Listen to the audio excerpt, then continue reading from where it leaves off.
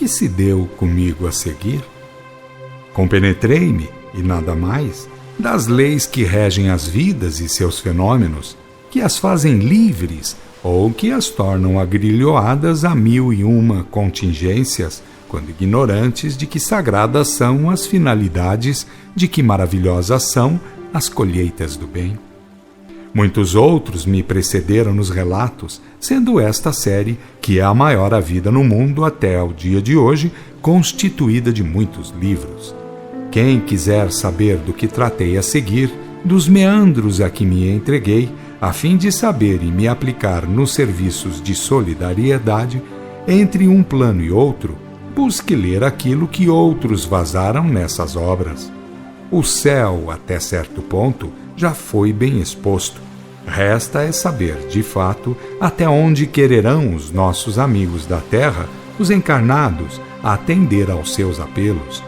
Não pensem, porventura, que estes escritos tenham saído de nossos direitos de veleidade apenas, ou das tendências literárias de que os tornou apresentáveis em formas de livros. Há que saber entrever, nestas obras, o mandado superior, a determinação da diretoria planetária. É hora, e na hora tudo foi programado, articulado e vazado para que as profecias do Cristo, feitas há 2000 anos, não ficassem esquecidas sem efetivação. Depois de avolumadas revelações e de se terem repetido vezes sem conta os mesmos ensinos, variando de eras, de continentes, de raças, de povos, cumpria fossem reveladas as verdades de aquém túmulo. E isso é que se fez até onde se pode, até onde houve ordem de se fazer. Não foram buscados para os relatos, senão homens do povo aqui dos países da morte. O alto e o baixo foram expostos ao natural. O que mais há, e é muito, em matéria de altos e baixos, em tempo virá, como em tempo veio isto. Cumpre a cada um, em particular, e a todos, em geral, a compenetração da verdade. Pela pobreza do homem, em provisões de ordem espiritual, não responde o céu. Ele é o mestre que aparece, assim se revele pronto o discípulo. Atentem bem para isto. Não falamos em nome de seita qualquer, que não as esposamos, nem para tanto foi-nos lembrado o que seja. Falamos em nome da verdade, que em si mesma paira acima de cogitações divisionistas. O Cristo, em sua função de obreiro do batismo de Espírito, veio lançar o germe da unificação religiosa em torno da verdade e no âmago dela, não inconciliábulos de homens facciosos que procuram fazer da fé um meio de rendimentos profanos, uma força de eternização conchavista e amoral. As forças orgânicas do universo serão abaladas, a fim de que suas células o sejam. As células que importam ao céu, quem são? São os espíritos, são as criaturas, e as criaturas saíram do Espírito total, de Deus, da unidade sagrada, não saíram de 1001 divisionismos. Pela ordem, falando do céu e da terra, falamos do homem e de todos os seus direitos e deveres. Nesta época transitiva, repetimos a palavra prece de um obreiro humilde, e repetimos-la porque lembra a ela as três forças superiores do homem: a natureza divina, o poder mental e a consciência espiritual. Eila.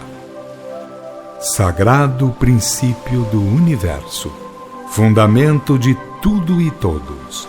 Pela lei profunda do pensamento, a ti nos dirigimos, no templo sagrado da consciência, a fim de que, unidos em anseios de paz e justiça, possamos merecer a assistência espiritual de que carecemos. Graças a Jesus Cristo, medianeiro divino, queremos ser dos serviços de fraternidade entre encarnados e desencarnados, entre os que têm para dar e os que necessitam receber. Dá-nos, Senhor, acesso às fontes do amor e da sabedoria, para que possamos, sabendo, sentir e sentindo, agir. Queremos ser teus apóstolos, desejamos ser úteis aos serviços de construtividade espiritual. Inspira-nos, Senhor Jesus, uma vida de paz, de sabedoria, de perdão e de tolerância.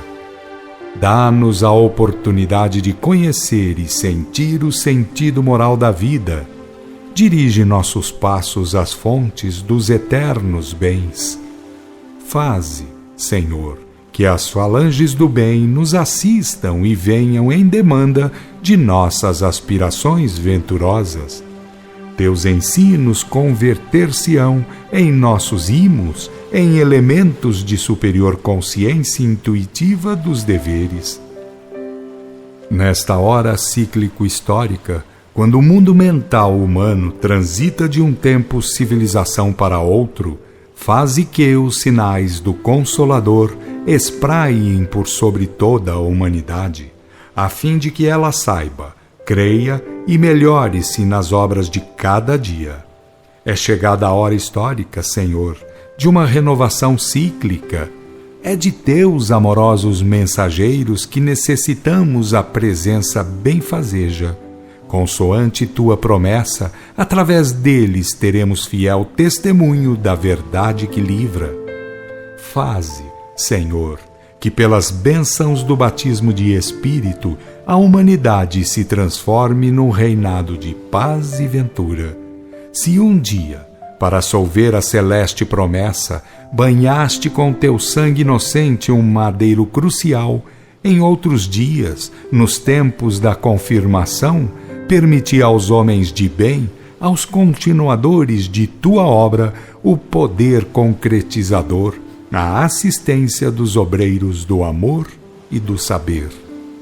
Deus é a unidade originária, assim como os Cristos planetários são a unidade administrativa dos mundos. Se o Cristo deste planeta, vindo como homem, se valeu de poderes internos desabrochados para sintonizar com a unidade sagrada, ou Pai, como a chamava, e vazar-lhe a realidade, que devem fazer os homens, seus discípulos? A série do céu. Que é morrer? Como se prolonga a vida nos planos erráticos? Qual a estrutura da vida além do túmulo? Que é o céu? Que são as zonas de trevas? Como agem as falanges socorristas? Que serviços prestam os centros e grupos que trabalham conscientemente? A chamada série do céu, constituída de mais de 25 livros ou narrativas sobre a continuidade da vida além do túmulo, tem muito a dizer a respeito das questões acima expostas. E miríades de assuntos correlatos, tudo focalizado através de casos individuais, verdadeiros romances vividos, onde seus personagens demonstram que o céu a ninguém é dado de graça, de favor, mas sim oferecido em potencial, em elementos, e que à custa de esforços deve ser edificado na intimidade. Essa a razão de ser chamada a série do céu, pois trata de ambos, do interior e do exterior, da complementação. Jamais o mundo teve revelação como essa, retrato fiel tão vivo e amplo das verdades astrais. Não bastasse a essência de tão vasta e penetrante obra, ainda restaria a vantagem de estarem presentes, relatando feitos, alguns dos algozes do Calvário, de elementos que tomaram parte no martírio de João Hus e outros que estiveram presentes aos trabalhos preparativos da codificação durante a vida de Kardec. Um ateu além do túmulo. Reencontro no céu. A caminho do céu. Que fizeste do batismo? Às margens do Mar Morto. Confissões de um padre morto. Considerações de um anjo da guarda. Um médio de transportes. Carlito no céu. Aspectos erráticos. Consolador, o unificador religioso. réus do Calvário, nas regiões inferiores do astral, romance no céu, escalando a glória, verdade e não fanatismo, remorsos e expiações, o grande sinal, com olhos da alma, uma visão do Cristo, sempre a lei, justiça divina, leis, caminhos e vigílias.